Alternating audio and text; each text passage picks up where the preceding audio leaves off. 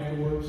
I've spoken in several chambers of commerce since then, and by the way, I just joined the Chamber of Commerce in the Brazos Valley, so excited to do that as well. And I got to tell you, when I went to Texas A&M long ago, Katy was a bunch of rice fields.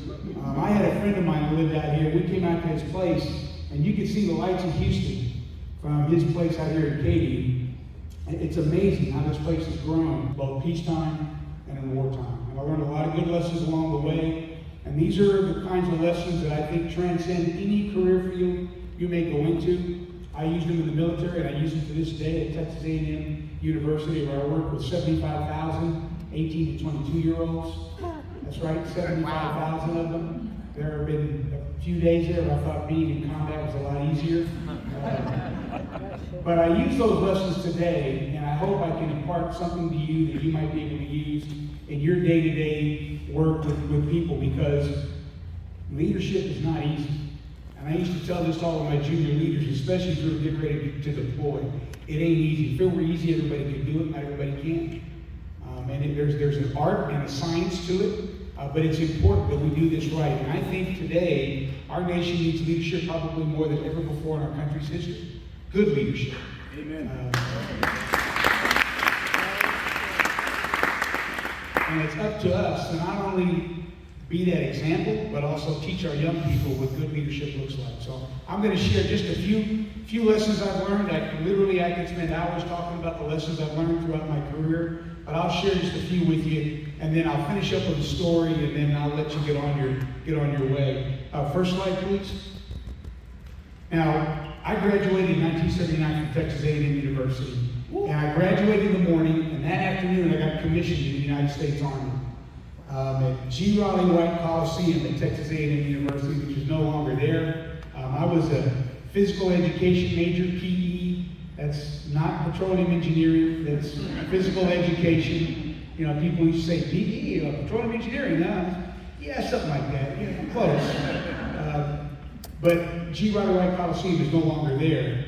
But that was where I graduated in the morning, commissioned that afternoon. And so I'm standing here in my Class A uniform, and my mom and dad are hitting on my gold bars as a second lieutenant. It was a proud day for my family. I was the first member of my family ever to go to college. Very proud day for us. And my mom, of course, is crying because she thinks I'm immediately going to go off to Vietnam, and the war had already been over 4 years. My dad, who was a veteran, looked at me and said, "Son, let me give you one piece of advice that I think will serve you well as you become a leader in our army."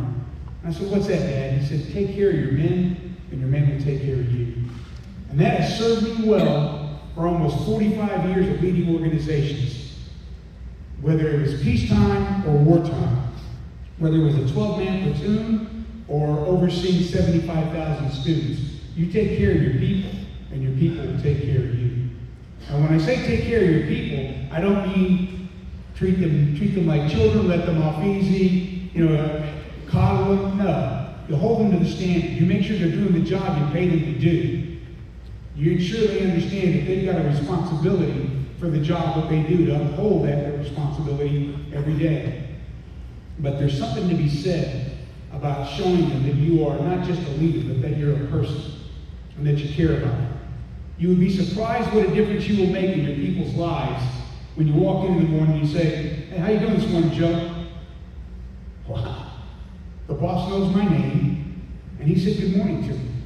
You'd be surprised if something that small will have a huge impact on your people.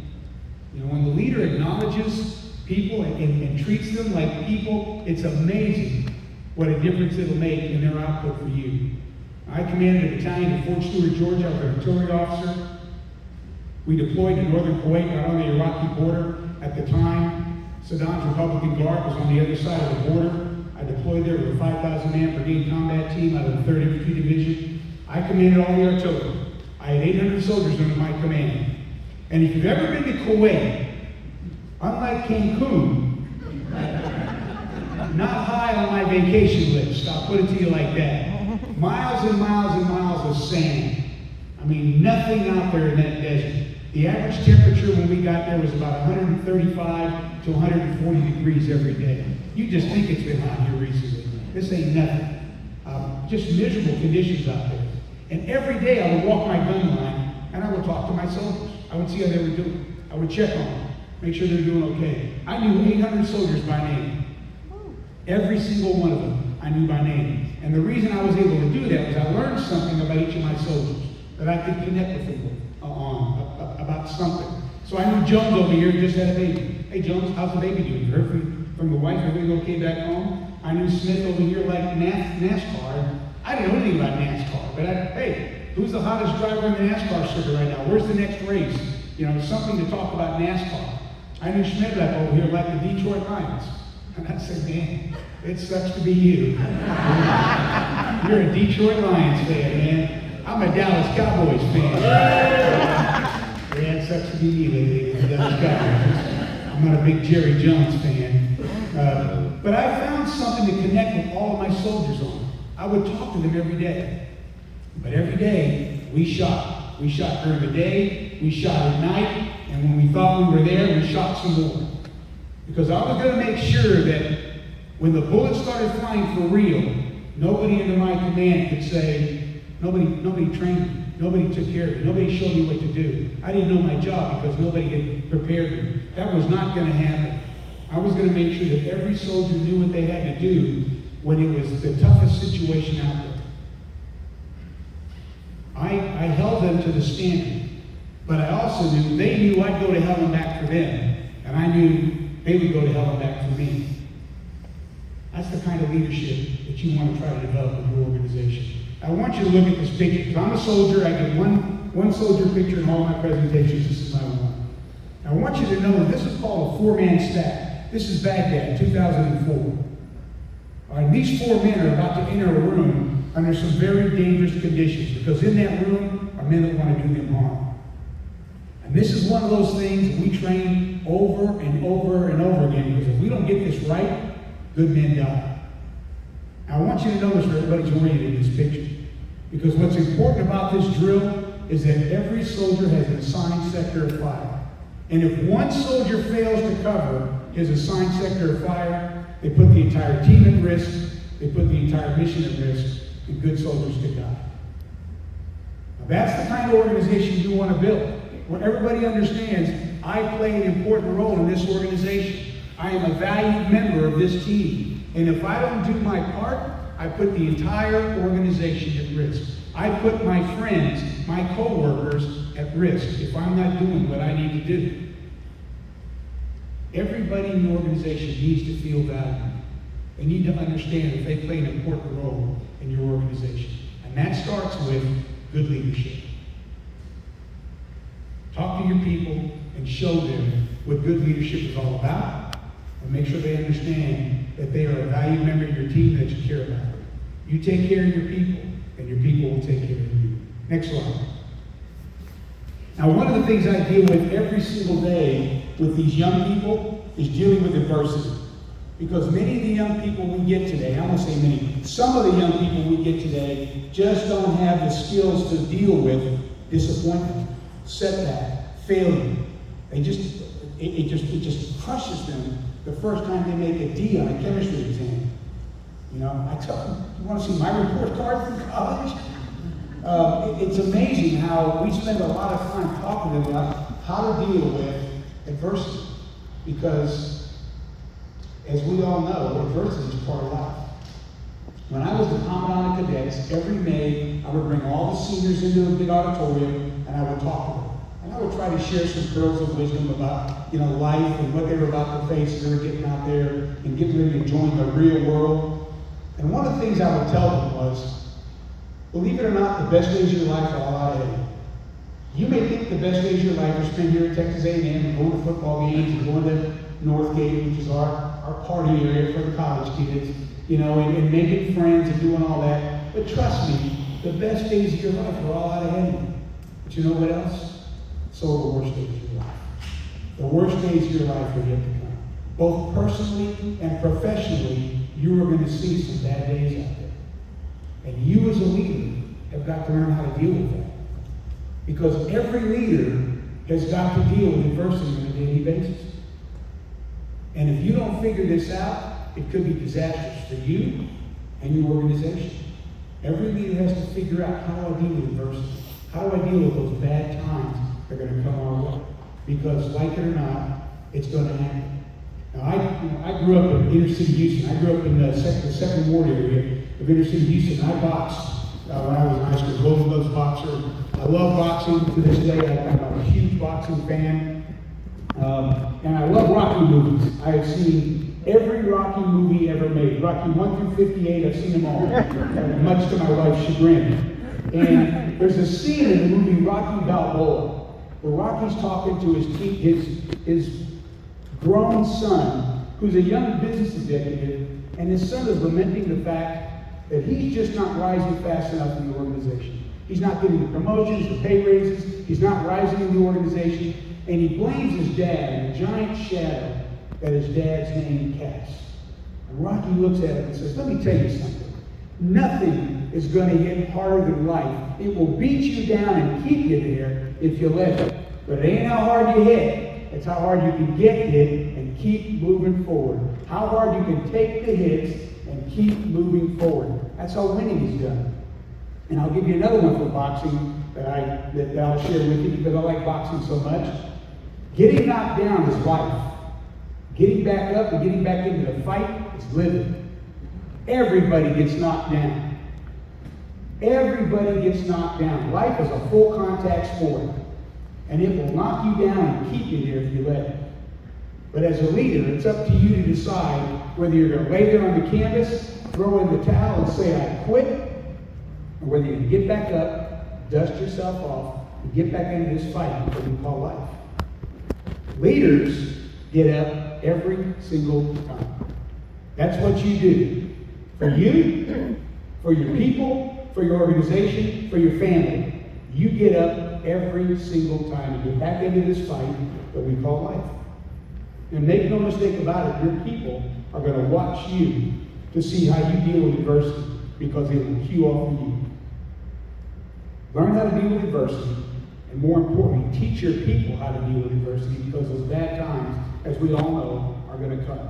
They're going to happen. And you're going to have to be able to deal with that. And your people have got to learn how to be able to deal with that because one of these days they will replace you in that leadership role. And you want them to be prepared for those days when things just don't go well. Learn how to deal with adversity and teach your people how to deal with adversity. Next slide. Now this one, I call Leadership 101. Lead by example. You probably all heard it before. Lead by example. And it sounds really simple. In my day when I was at work and I was a young lieutenant or captain, when I was at work, I was the captain, or I was the commander, and I was in charge. I had to look the part, I had to act the part. When I got home, my wife quickly reminded me that I had no rank at home, and there was none of this rank stuff there, no barking orders. If anybody was barking orders, she was. But when I went home, I was off duty. I could turn that switch off. I was judge. I was dad. So it was easy for me to be home and my family to be off. That is hard to do today because of one thing. This gadget we call a cell phone. You may have heard about it. Because these gadgets, they have cameras. And they take pictures and they take video. 24/7. Now every morning when I get up, I normally do some PT. And then I'll go take a shower, and when I'm sitting there shaving, I have SportsCenter on the TV. Love sports, love to watch SportsCenter. And almost every day, somebody has said something or done something stupid that somebody's caught on with a picture or video, and it's up there for the world to see. And it doesn't matter which career field you're talking about, whether it's sports, entertainment, politics, big business, it doesn't matter. If you've done something stupid, somebody out there has got it on camera. Somebody's got it on camera. You can watch YouTube, you can watch TikTok, you can watch any of those social media sites, FaceSpace, MyBook, InstaChat, Snapgram, they got all these things out there, and they'll put them on these social media sites, and they go viral in a matter of seconds. So this lead by example piece is important. This is a 24/7 endeavor. You just can't turn it off when you feel like it, because somebody is watching you literally 24/7. And the people that watch you the closest, believe it or not, are the people that love you the most. moms and dads, husbands and wives, sons and daughters, brothers and sisters. They're watching you too. They're proud of you. They're proud of who you are, what you've achieved. Right? And what you don't want to do is let them down. For me, this equates to be the kind of leader you would want to follow. Be the kind of leader you would want to follow. And if you're doing that every day, and you're showing your people what right looks like every day, this should be relatively easy for you. But for these young people, when I talk to them, I tell them, remember now, this is a 24/7 endeavor for you. Now, you live in a whole different environment today than I did back in my day, when thank God we didn't have these phones and these social media things. Otherwise, I'd probably be selling ammo products for a living. So just remember, this lead by example piece is important. And it's a 24/7 endeavor. We need to be teaching our young people that every single day. Next slide. Now, this picture here is very important. That woman sitting there on the left is my grandmother. My grandmother grew up in San Benito, Texas. She had no education whatsoever. She raised 13 children. She was a housewife and a mother. That's what she did. That was my grandmother. That man sitting on the far right is my grandfather. My grandfather was a janitor at Rice University here in Houston. He used to catch the bus from the inner city in the house I grew up in out to Rice University, where he swept floors and scrubbed toilets for a living. And the young man sitting next to my grandfather, that's my father. My father graduated from Sam Houston High School in Houston in 1950, and 3 days later, he joined the Army. He was going to get out of the inner city and go see the world. Anybody know what happened in 1950? The Korean War breaks out. June of 1950, North Korea invades South Korea. Bad timing for Private Joe Ramirez, who was a sniper with the 1st Cavalry Division, because in August of 1950, he's headed to South Korea. They landed at the Busan perimeter, which is literally the very southern tip of South Korea, which is where all of the United Nations forces have been pushed down to by the North Koreans. They landed and went immediately into combat operations. They pushed the North Koreans completely out of South Korea, completely out of North Korea, all the way into China. And in November 1950, my father's outfit was sitting in a place called Unsan, which is very close to the Yalu River, which is the border between China and North Korea, when the Chinese ended the war. 300,000 Chinese came across the border. They overran my father's outfit. His platoon got cut off. They tried to fight their way back to friendly lines. They got ambushed. He was shot 5 times and was taken prisoner of war by the Chinese. Spent the next 33 months as a prisoner of war in a place called Pyeongtaek, which is a very northern part of North Korea, right on the Chinese border. He was repatriated in 1953, weighing 70 pounds. And went on to serve our country for 22 years, retiring in 1972 as a master sergeant. Wow.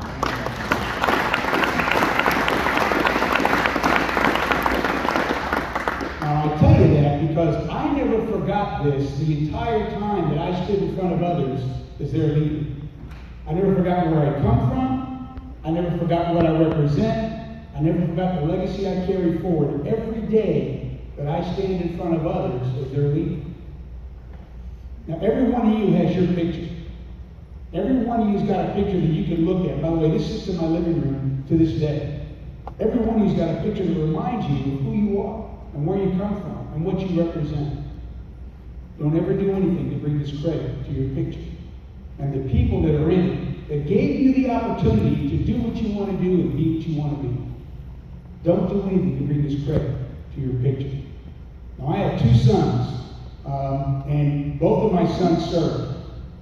My oldest son enlisted in the Army as an infantryman. My youngest son graduated from A&M Corpus Christi and went into the Army as an artillery officer, deployed 3 times, once to Iraq, twice to Afghanistan.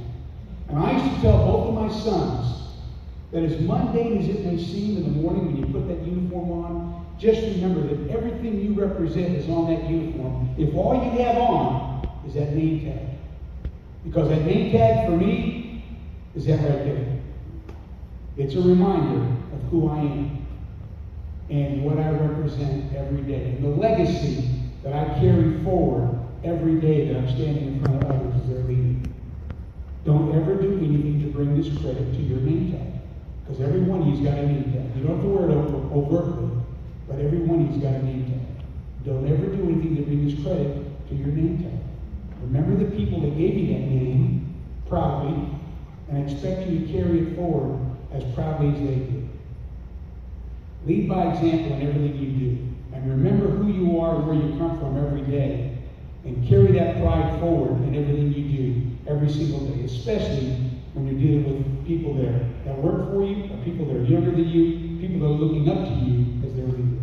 Next slide. It's my last slide. And I don't put this up here to be morbid, but one of these days, every one of us is going to have one of these over us. Death and taxes. It's reality. And when you look at a tombstone, you normally see two things on that tombstone. You see the name and you see the dates. And there's always two dates on a tombstone. The first one is birth, and the second one? Yeah, exactly. So you look at the tombstone and you say, okay, guy's name is Ramirez. Let me do the math. He lived to be 179 years old and lived a great life, and he moved on. Everybody that looks at a tombstone always overlooks one little thing on that tombstone, and that's that line between those two dates that we call the dash. And why is that dash important? Well, that dash represents every day, every week, every month, and every year of your life between that first day and that second day. That dash is your life. So I'll ask you today, the same way I asked the cadets and the young people that are graduating and about to go out and make their mark in the world, how are you going to live your dash? What are you going to do with your dash? One of these days, when they put one of these over you, what are people going to say about your dash? And it's my hope that you live a dash that makes an impact, that makes a difference, especially in the dashes of others, that makes the dashes of others better, more productive, more rewarding. You want to live a dash that truly makes a difference, that truly has an impact. Now, being a member of the Chamber of Commerce, that's having an impact on other people's dashes in a big way. In a big way. How are your people living their dashes? And I tell the young people, I'm on the backside of my dash. I've already been out there and done that. Your dash is all out ahead of you. And you need to be thinking about what you want to do with your dash as you move forward from graduating from Texas A&M University and going out there to make your mark in the world. How are you going to live your dash? And again, it's my hope that every one of you lives a dash that truly has an impact and makes a difference, especially in the dashes of others. Now, I'm going to tell you a quick story, and I'll try to get through this one as quickly as I can, but it's a tough story to tell. But it brings together a lot of the leadership lessons I just told you about. Anytime a soldier is killed in Iraq or Afghanistan, the Army assigns a general officer to preside over their funeral. And so when I became a general officer, I presided over 5 funerals. And it's one of those things you hate to do, but it's also one of those things you're honored to do, to pay final respects to a young man or woman who has given their life in service to our nation. So I was the deputy commander for a guy by the name of David Trace, the same guy that promoted me to brigadier general. And I get a phone call saying, General, we just had a young lieutenant killed in Karbala, Iraq, and we need somebody to preside over his funeral. Would you be willing to do it? So I get this packet, and I start reading about this young lieutenant who was just killed. This young lieutenant was a West Point graduate. He was the oldest of 3 brothers.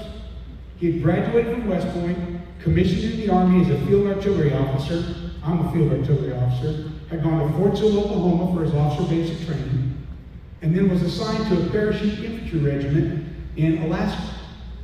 3 months after he got to his unit, he was deployed to Iraq. And a month after he got to Iraq, he was killed in action in Karbala. His middle brother was a junior at West Point at the time.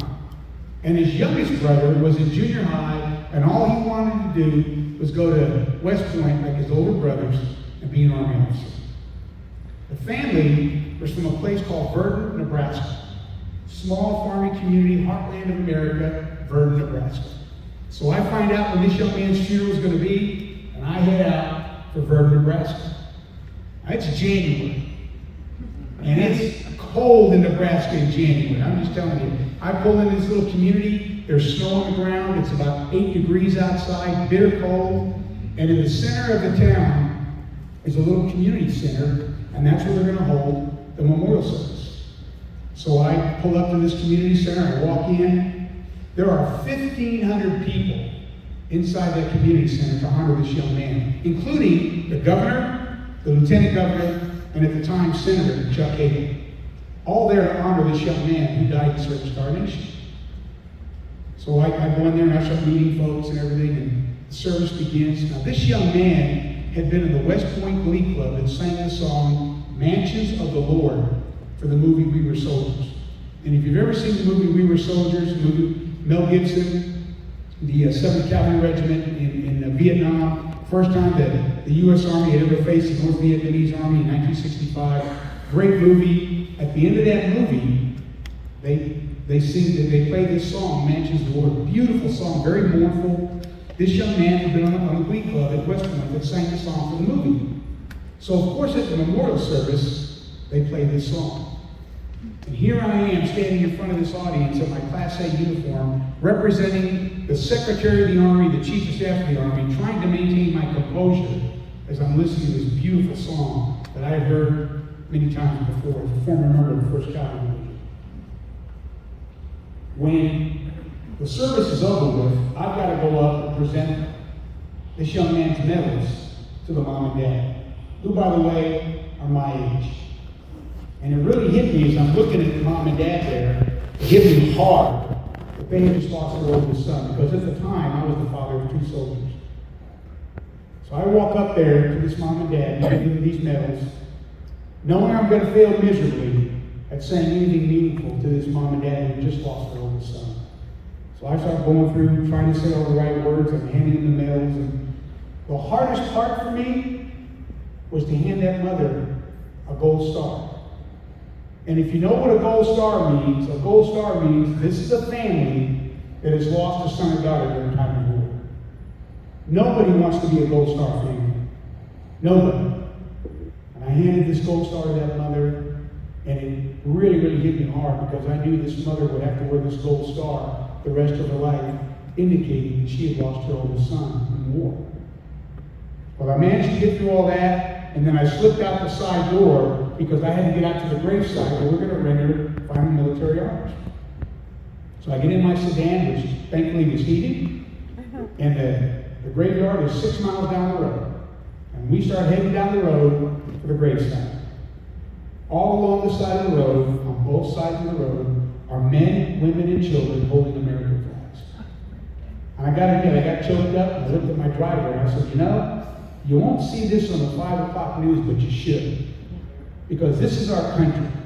This is what makes our country great. And no matter what your thoughts are about this war, no matter what your political affiliation, you're willing to come stand out here in these miserable conditions to honor a young man who died serving all of us, serving this great nation of ours.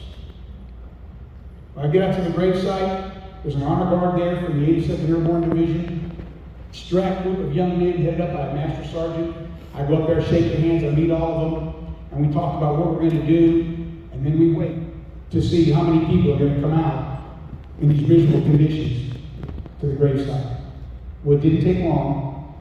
1,500 people came out to that gravesite, including a group called the Patriot Guard, which are a bunch of veterans that ride motorcycles with American flags on them. It's phenomenal to see this group come out there. All of them veterans.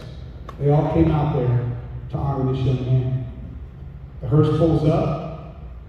The honor guard takes that flag draped coffin out of the hearse. They carry it over to the pedestal over the gravesite. The pastor says some words. Then he nods to me. And I say, I point my finger to the honor guard. They do the 21-gun salute. The bugler plays taps. The honor guard takes the American flag off that young man's coffin. They fold it. They hand it to that master sergeant. And that master sergeant in turn hands that flag to me. And my last official function is I've got to hand that flag to that mother. Now, normally when you do that, you say something along the lines of, on behalf of the President of the United States and the great nation, I present this flag to you in grateful thanks for your son's faithful service, something along those lines. I didn't do that. I got down on my knee in front of that mother. I handed her that flag. And I said, ma'am, I know there's nothing I can say that can assuage the loss she must feel right now. But I hope you know how grateful we are as a nation for the sacrifices you and your family have made for all of us. and that when you see this flag, you'll remember what a fine young man you raised, and how we as a nation will always be indebted to him for his service and sacrifice for our nation and its citizens. And that mother, at that moment, a moment that as a father I could not even imagine, looked at me and said, "General, thank you and all of our soldiers for what you do every day. And don't you worry, I'm going to keep sending you my sons." Well, rule number one is generals don't cry. I mean, it's in the rule book. You can't do it. Well, I had a bad case of allergies that day. I had to get up and walk away because I didn't want that mother to see the tears that were streaming down my cheeks. And those words haunted me for years. Well, fast forward to about 9 years ago, and now I'm a commandant of cadets at Texas A&M University. And I'm welcoming all the new cadets as they're showing up, shaking hands, talking to them, finding out where they're from and what they're going to major in. Up walks this big strapping young man, and I said, "How you doing there, young man?" And he said, "I'm doing great, sir." "What's your name?" He tells me his name. I said, "Where are you from?" He said, "Sir, I'm from Vernon, Nebraska." And I looked at him and I said, "Where'd you say you were from?" He said, "Sir, I'm from Vernon, Nebraska." And I was about to ask him his name again when I looked to his right. There's that mother. Bad case allergies that day too. That mother and I hugged each other. We cried. We talked about that day and what it meant. And when I finally regained my composure, I stepped back and I said, "Why are you here?" And she said, "General, I never forgot what you said that day and what it meant to me and to my family. And when I found out you were here, I wanted my son to come down here to be a part of what you have to offer as a leader." Wow.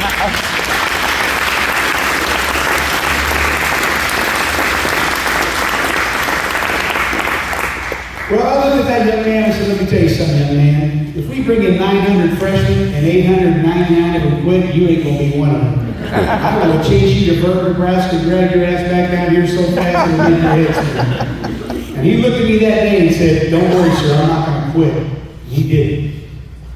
He graduated 4 years later, commissioned into the Army as a field artillery officer like his older brother. I had the honor of going to Fulshear, Oklahoma, where it began for me way back when dinosaurs roamed the earth, and got a chance to watch him graduate from his field artillery officer basic course.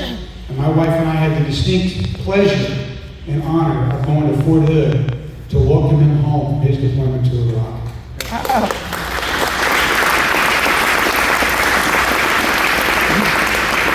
That mother sent all 3 of her sons to war.